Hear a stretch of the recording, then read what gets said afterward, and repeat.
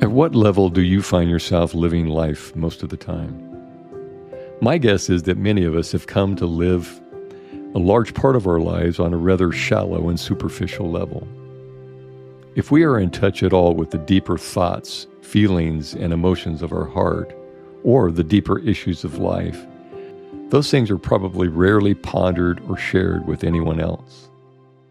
Most of us have learned to either deny, ignore, dismiss, or privatize those things that reside at the very core of our being, or the deeper questions we have about life. And the reasons we do so are varied. It is my conviction this deeper level is the one from which we were meant to live, at least in some significant expression of our life. Connecting with another human being at this level is the essence of intimacy. It really is something we all hunger for, something we were designed for. Without it, a very significant part of what it means to be human is missing. That's one reason why I find the Psalms and Scripture so fascinating and appealing. Fascinating in the sense they appear so foreign to where many of us live our life. Appealing because they strike a distant chord in our heart, beckoning us to a deeper level of experience.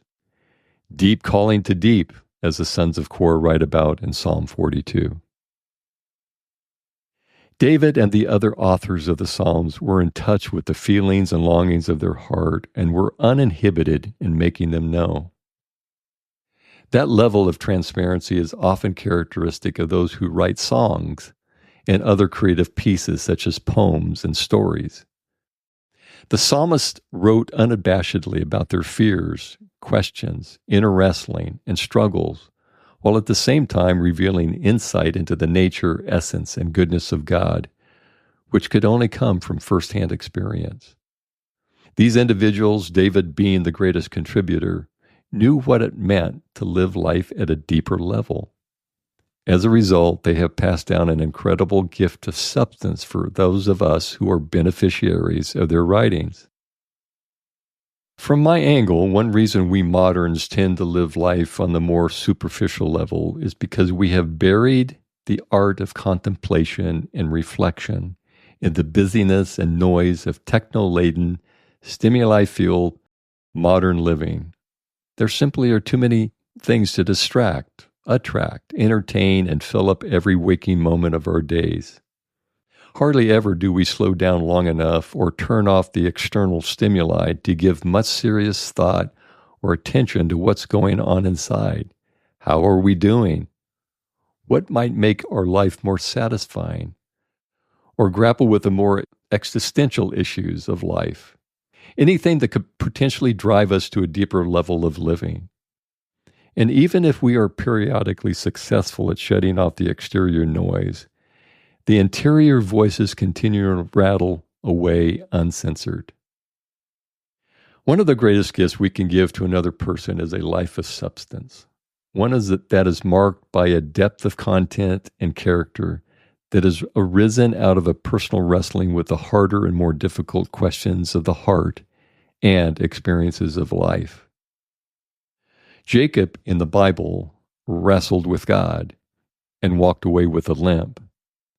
But he was transformed in the process. I've been known to say on occasion, and I quote here, "I don't fully trust anyone who doesn't walk with a limp," unquote.